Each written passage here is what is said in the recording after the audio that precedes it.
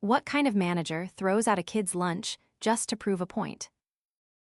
That's the question that kept circling in Julian Pierce's head as he sat in the backseat of the town car, looking out the window at the city park entrance. He didn't say anything to his driver, just stared at the people walking by, headphones in, dogs tugging at leashes, joggers weaving through the crowd. On the bench near the fountain there he was. Hoodie, paper coffee cup, slouched over like the weight of the world was on his back. Julian rubbed his jaw, then reached up and pulled off his cap to adjust the wig underneath. Gray hair, fake crow's feet brushed on beside his eyes, thick glasses, and a beanie to cover most of it. He looked like a retired maintenance guy or a senior who still liked to work with his hands.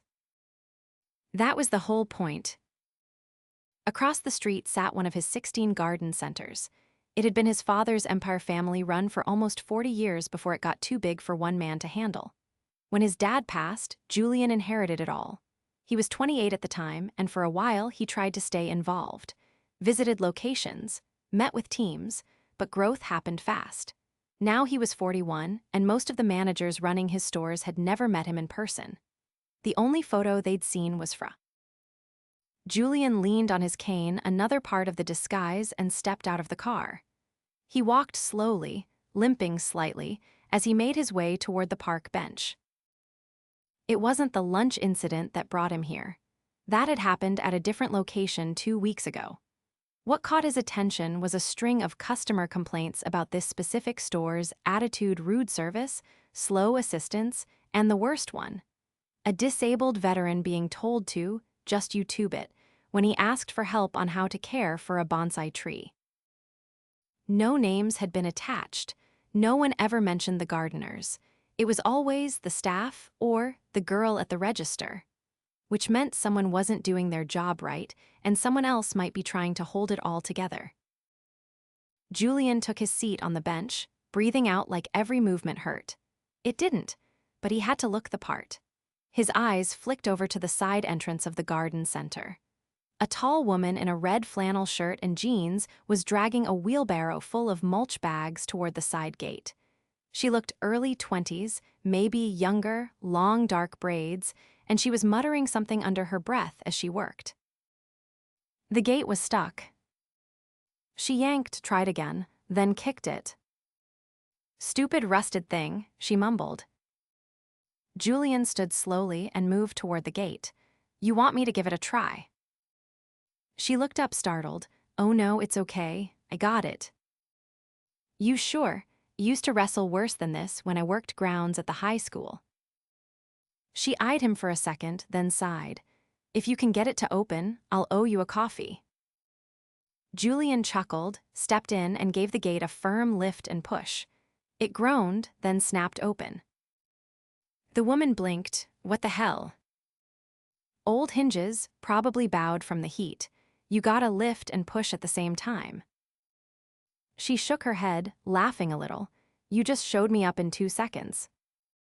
He smiled and offered a hand. "Name's Joe." She took it, Willow Vanish. "That's a pretty name." "Yeah, my mom wanted me to sound like a nature spirit or something." Julian glanced at the mulch bags. "You work here?" Willow nodded. "Yeah, I'm one of the gardeners. Been here for almost 9 months." "How do you like it?" She paused, then gave a half shrug. "I like the plants, the customers are decent, management's a lot." Julian tilted his head. "A lot?" She wiped her forehead with the sleeve of her flannel. "It's not my place to vent to random old men in parks." He smiled. "Well, I'm not in a rush, and I used to run crews. Maybe I can give you some advice." Willow sighed. "All right, but just a little."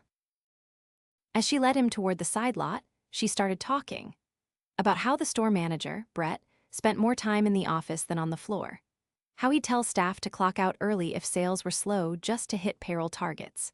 How the assistant manager, Carla, would bark orders but vanish whenever actual work needed to be done. How the only reason the greenhouse hadn't collapsed last month was because she and 2 others stayed late to reinforce it during a storm on their own time. She didn't complain like someone bitter. She talked like someone who cared. They sat on a low stone wall near the side entrance. Willow offered him her water bottle. He waved it off. "You ever think of quitting?" Julian asked. "Every other week," she admitted. "But then some old guy comes in wanting help with his tomatoes, and I remember why I like it." Julian looked at her, his voice quieter now. "What if someone saw how hard you worked and actually cared?" Willow laughed. "Yeah, well, they'd be the first." Just then, a voice snapped from the side door. "Willow, you on break or something?" Julian turned. A man in his 40s, slicked back hair, sunglasses, and a polo shirt too tight around the stomach was standing with his hands on his hips. Willow stood quickly. "Just helping with the gate, Brett." "Then help inside. We've got 3 carts backed up and no one's manning register 2. Willow glanced at Julian. "You okay here?" He nodded. "Yes, thanks for the company, Willow." She gave him a quick smile and ran off. Julian stood a moment later, watching her disappear into the store. He didn't need more time. He'd seen enough.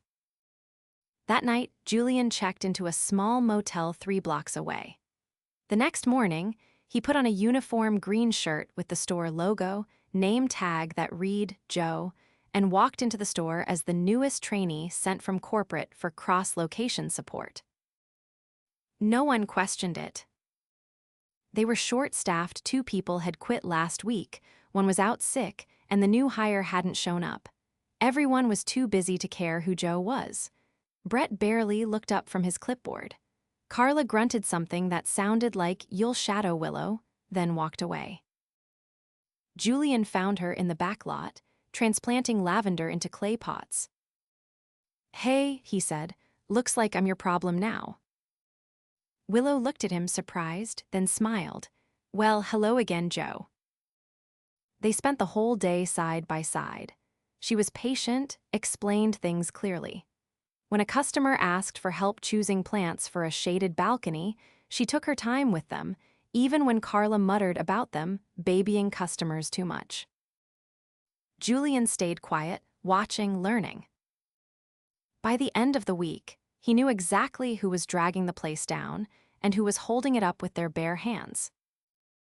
By the 4th day, Julian's knees ached for real. Not from age, he could still run 5 miles if pushed, but from crouching too long while moving trays of seedlings and lifting ceramic planters that had no business being that heavy. He was beginning to understand something he hadn't felt in years.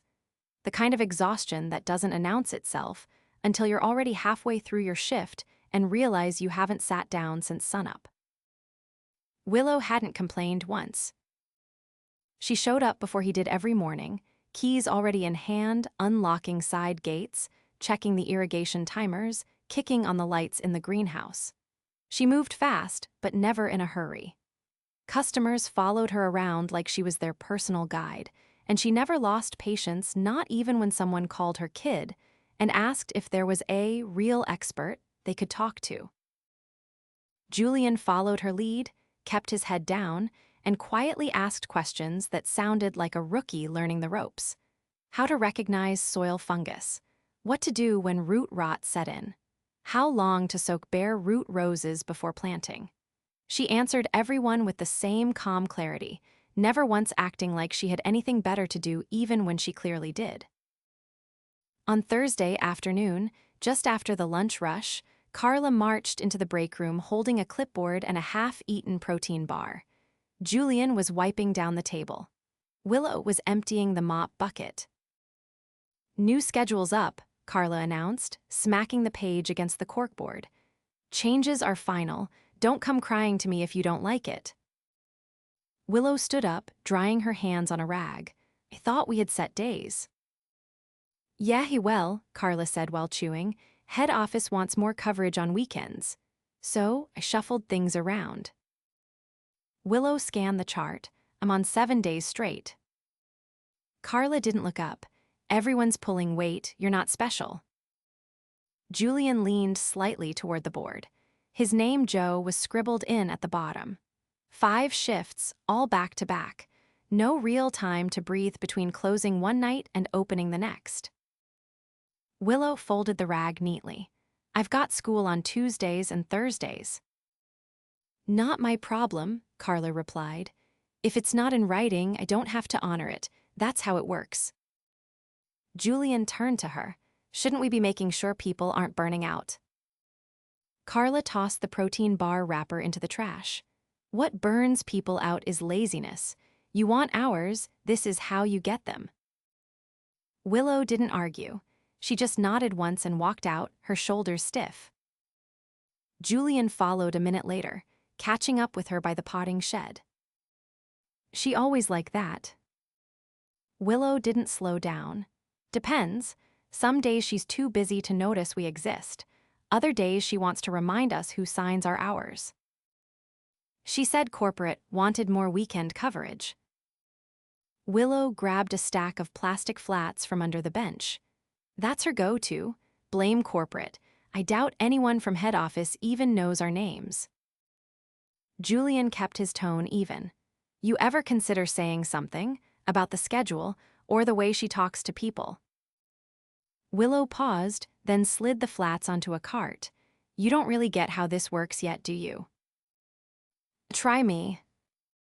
If you push back, you get fewer hours the next week, or suddenly you're not reliable anymore. Then someone new shows up who will do it without questions. Julian nodded slowly. You think Brett knows? She glanced toward the building. He sees what he wants to see, and if he doesn't, Carla tells him her version loud enough to cover the truth. They worked in silence for a while. The afternoon sun made the greenhouse feel like a sauna. Julian wiped sweat from his neck, trying to ignore the tightness in his lower back. He noticed a young man, maybe 17, quietly stacking bags of topsoil the wrong way, with the label facing down. Carla walked past him, didn't say a word. Julian stepped over. Hey, mind if I show you something? The kid looked up startled. Oh, sure. Flip the bags so customers can read the labels from the aisle. Helps them figure out what they need without dragging everything down. The kid nodded. Sorry, they didn't tell me that part. No worries, you're doing good. Just small stuff makes a big difference. As Julian walked away, he spotted Carla watching from a distance. She didn't intervene, just turned and disappeared behind the office door. That evening, Willow stayed late to finish repotting a batch of damaged succulents. The shipment had arrived with cracked containers, and half the plants were already stressed. Brett had told her to toss them. She didn't. Their roots are still fine, she said, gently loosening one from a broken pot. If we keep them in filtered light for a few days, they'll bounce back. Julian crouched beside her, brushing dirt from his hands. You ever feel like you're the only one who cares? Willow smiled faintly. Sometimes, but I'd rather be the one who tries than the one who stops. The lights overhead flickered, closing time. The next morning, the store opened late. Julian arrived at 6:30, walked around back, and saw the delivery truck idling by the loading dock. No one was there to receive it. The gate was still chained. The driver leaned out his window. Been here 20 minutes, he called. No one's answering. Julian waved, walked around the side, and spotted Carla in the break room, sipping coffee with her feet up on a chair. Brett wasn't in yet. You know there's a truck waiting, Julian asked. Carla glanced at the clock. He's early. He said he's been here 20 minutes. Carla rolled her eyes. I've got 5 things on my list. He can wait. Julian didn't argue. He walked back out, found the key in the hook by the gate, and started the unload himself. The driver helped him shift pallets of mulch, bags of fertilizer, and a few crates of seasonal annuals. Willow showed up halfway through, dropped her bag, and started sorting the inventory without a word. Inside, things got worse. One of the irrigation lines had ruptured. Water was pooling beneath the hanging ferns, and no one had noticed. A customer slipped near the entrance. Another shouted from the register that they'd been double charged. Carla was nowhere to be found. Brett arrived after 9, glanced at the chaos, and walked straight into his office. Julian grabbed a mop. Willow found caution cones. The new kid from before tried to help but didn't know where the shut-off valve was. Julian guided him. By noon, the floor was dry, the plants were moved, and the customer had been refunded thanks only to Willow stepping in behind the register. That night, Julian sat alone in the motel room. He didn't turn the TV on, just stared at a legal pad where he'd written everything down, not to document he didn't need proof. He already owned the place, but to organize his thoughts. His mind kept circling back to the same 2 people. Carla, who exercised control like it was owed to her. And Willow, who carried the weight of this store without asking for acknowledgement. Julian didn't sleep much. The next morning, before the shift started, he sent 2 emails from his personal account, not the one his staff knew. One went to HR. The other went to the regional director's private line. He asked for one thing: keep everything quiet until he said otherwise. Then he took off the wig, shaved the gray stubble, and walked back into the garden center just before opening. This time in a button-down shirt and slacks. No name tag, no fake limp. Willow was sweeping near the front entrance. She turned, did a double take. "Joe." He smiled, not quite. Before she could speak, Brett stepped out of the office, coffee in hand. Julian locked eyes with him. "Mr. Pierce," Brett's voice cracked slightly. Julian nodded. "Morning, let's talk." Julian didn't raise his voice. He didn't need to. "Brett," he said, motioning with a subtle tilt of the head toward the office. "Now." Brett froze for a second, then set his coffee down on the counter and followed. Willow stood near the entrance, broom in hand, watching them disappear behind the frosted glass door. She didn't move for a long moment, then quietly returned to sweeping, her pace slower than before. Inside the office, Julian closed the door and sat in the chair opposite the desk. Brett remained standing, unsure of whether to speak first. The silence drew out just long enough to become uncomfortable. "You've been with the company 7 years," Julian said, looking up at him. 4 here, 3 at the East Side location. Brett cleared his throat. "That's right. I've always delivered strong seasonal numbers. The landscaping partnerships we secured last year boosted Q2 revenue by." Julian raised a hand. "You don't need to quote me stats. I read the reports. I also read the complaints." Brett shifted his weight. "If this is about the reviews, I assure you we're addressing them. This location draws a lot of foot traffic, and not everyone understands how demanding retail can be." "I've been working your floor for 5 days," Julian said. "I've seen the way you manage. I've seen your assistant delegate everything and disappear. I unloaded a delivery truck myself while your team leader was on break before opening."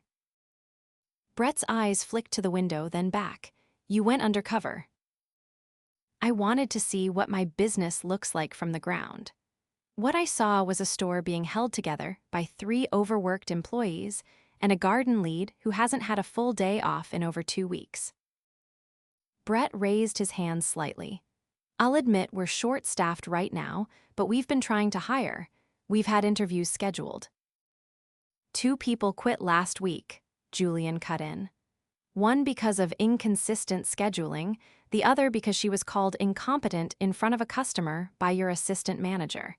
You didn't follow up with either." Brett's shoulders tensed. "I can't control Carla's tone. She's blunt, but she gets results."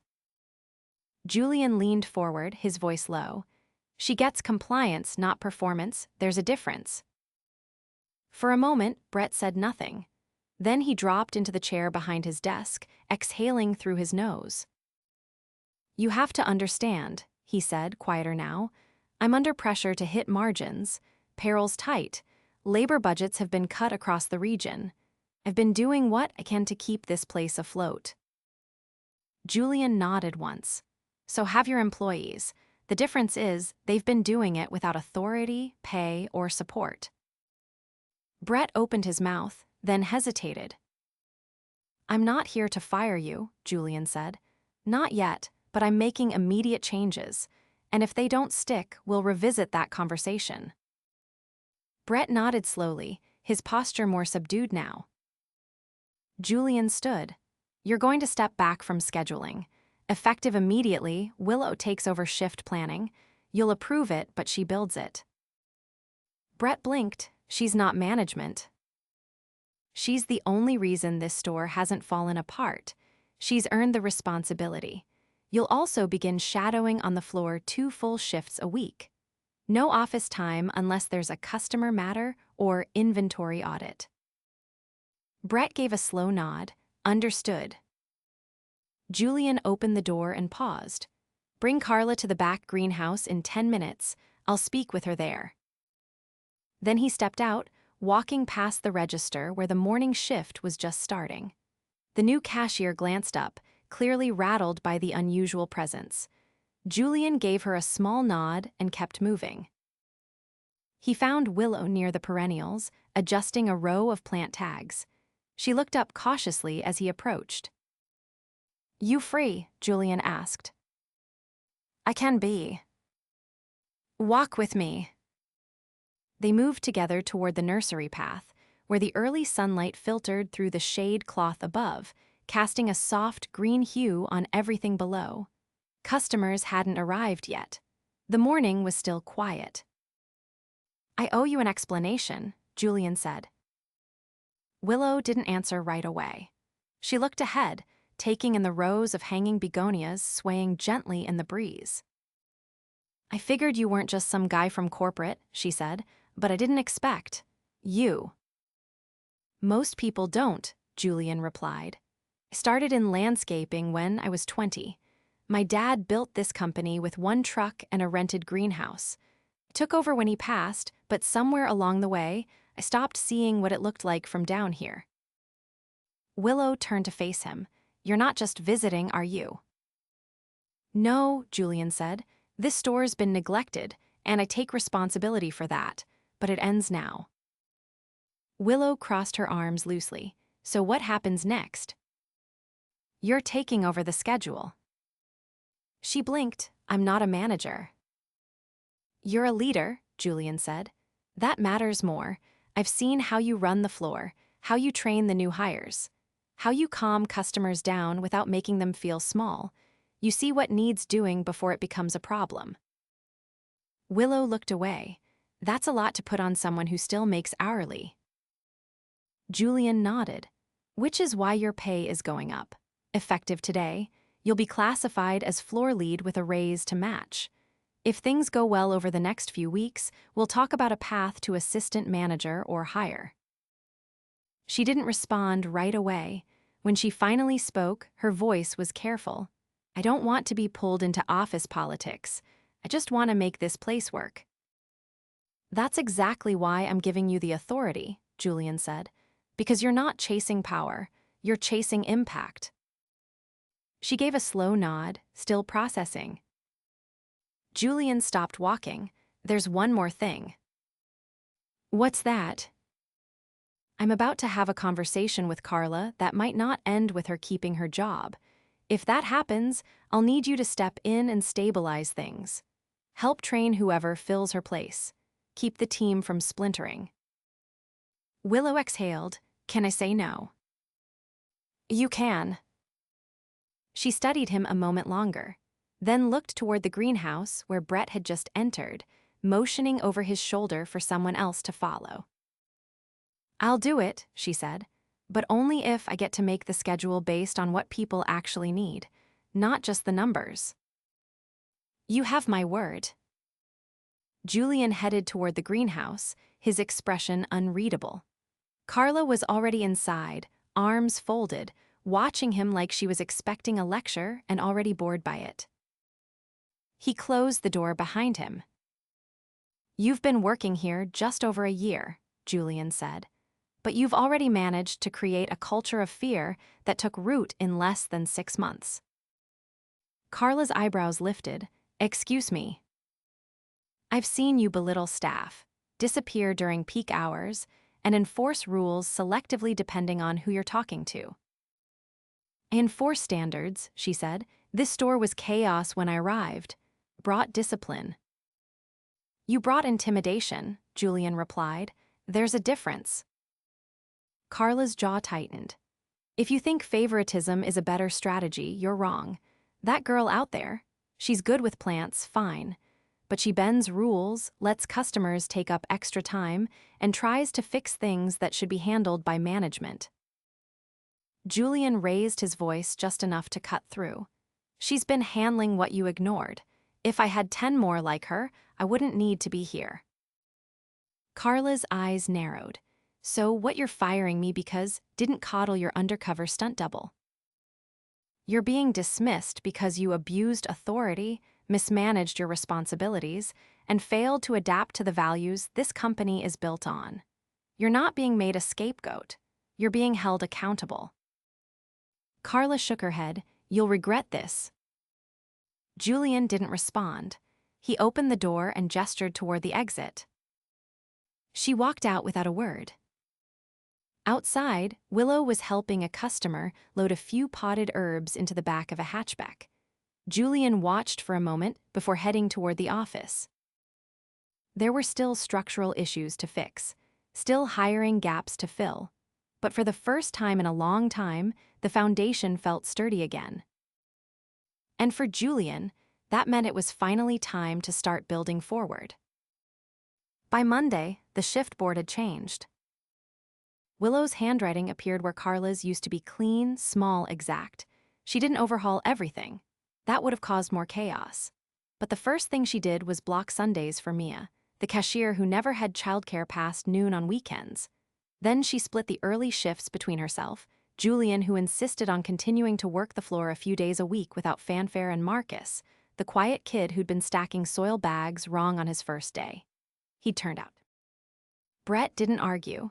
He reviewed shifts, signed off, then stood behind register 2 for most of the morning. Customers were confused to see the manager ringing up 6 packs of marigolds and trying to explain the loyalty app. More than once, he fumbled over discount codes, but he stayed out there, and that counted for something. It wasn't a miracle turnaround. No one clapped. No music swelled. The greenhouse still smelled faintly of mildew near the rear misting line, and the pallet jack's right wheel still stuck at the worst angles. But something had shifted. Not loudly, not all at once, just enough to notice. Julian walked into the side lot just after 10, clipboard under one arm. He found Willow there, kneeling beside a flat of lemon thyme, pruning the dead stems with careful, practiced cuts. She didn't look up. "You're late," she said. "I stopped to talk to a customer about shade cloth colors. He wanted blue. I told him that was a crime against nature." Willow laughed quietly, not breaking rhythm. "He'll probably still buy it." He did, 2 rolls. Julian crouched beside her, setting the clipboard down on a crate. "You all right?" "I'm all right." She didn't elaborate, and he didn't push. Instead, he studied the plants for a moment, then pointed to one on the corner of the tray. "You're planning to toss that one." Willow looked. The stem had collapsed halfway down, and the leaves were curled at the edges. "Not yet," she said. "Sometimes they look worse than they are. You cut back the damage, give them space, and they surprise you." Julian nodded once, then stood. "Come with me. I want to show you something." She hesitated, wiping her hands on her jeans, then followed. He led her through the back corridor, past the staff lockers, and into the break room. It was still small, still fluorescent and overwarm, but someone had brought in a fan, and the fridge had been cleaned. Someone had also pinned a "thank you" note from a customer to the bulletin board handwritten, praising the staff for helping her carry supplies to her car during the heat wave. Julian opened the supply closet with a small key and pulled out a folder. Inside were printed forms, lined with notes and highlighted sections. "Regional audits coming next week," he said. "They'll want to see operational logs, safety records, and scheduling compliance." Willow narrowed her eyes. "Why are you showing me this?" "Because you're going to walk them through it." She stepped back instinctively. "That's not my job." "It is now." "I'm not ready for that." Julian didn't respond immediately. He set the folder on the table and flipped it open to a checklist. Half the items were already marked. "Read through it. If you have questions, ask. I'll be here 3 more days this week. After that, I'm back on rotation with the other regions." Willow's expression shifted, but she didn't speak. She sat, opened the folder, and began scanning the first page. Julian watched for a moment, then turned to leave. "Why me?" she asked. He paused with one hand on the doorframe. "Because you didn't wait for permission to do the right thing, and because good decisions are contagious. I need someone who understands that." She looked back down at the checklist, then gave a short nod. Julian left her there and walked out into the front lot. The sun was already high, and the asphalt radiated heat. A father and daughter stood near the fountain display, debating between 2 ceramic planters. The girl pointed to one shaped like a frog. The father shook his head, clearly trying not to laugh. Julian leaned against a post near the entrance, watching the scene. Brett approached from the register, wiping his hands on a towel. He stopped a few feet away, uncertain whether to speak. Julian glanced at him. "You've been quieter lately." Brett folded the towel, trying to listen more, not used to that. Julian nodded. "You don't have to be perfect, just present." There was a pause, then Brett said, "I was wrong about her." Julian didn't answer. "I kept thinking she was stepping out of line, but the truth is, she was filling the gaps I left." Julian turned to face him. "She still is." Brett looked down. "I want to fix that. I don't want to be the bottleneck." "Then don't be."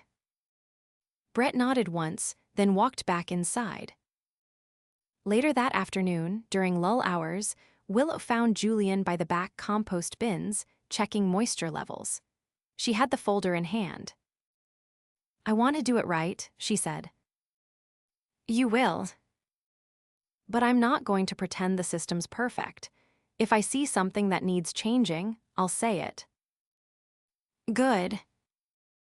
"And I don't want a title just to make people listen to me." Julian smiled faintly. "Then don't chase the title, just do the work. The rest catches up." She nodded, then handed him a sheet she'd filled out an outline of the audit walkthrough, with a proposed layout for the records and a note about rotating safety drills across shifts. Julian scanned it, then looked up. "This is solid." "I figured if they're coming, I might as well make it smooth." "You planning to stick around?" Willow shrugged. "For now, I want to see if this place actually changes." "It will, because you're part of it." The next few days passed without any grand announcements. Julian stayed late with Marcus on Wednesday, helping him learn the inventory system. On Thursday, he joined Mia during the midday rush and let her walk him through how she managed the loyalty sign-up without slowing the line. She was better at it than he'd been in his own trial week. He didn't call another meeting. He didn't give a speech. On Friday, just before closing, he left a sealed envelope in the break room. It had Willow's name on it. Inside was a letter of recognition, a revised pay stub, and a note that simply said, "You were never invisible. Keep growing." He stepped out quietly that evening, without telling anyone it was his last shift for a while. Outside, the sun was low. The air smelled like rosemary and wet cement. He sat for a moment on the same bench in the park where he'd first met her. The wheelbarrow was gone. The gate was propped open now. Someone had oiled the hinges. He watched a kid chase a dog down the path, both of them laughing. Somewhere nearby, a wind chime clinked softly in the breeze. Julian took a deep breath, then stood. He didn't look back at the store. He didn't need to.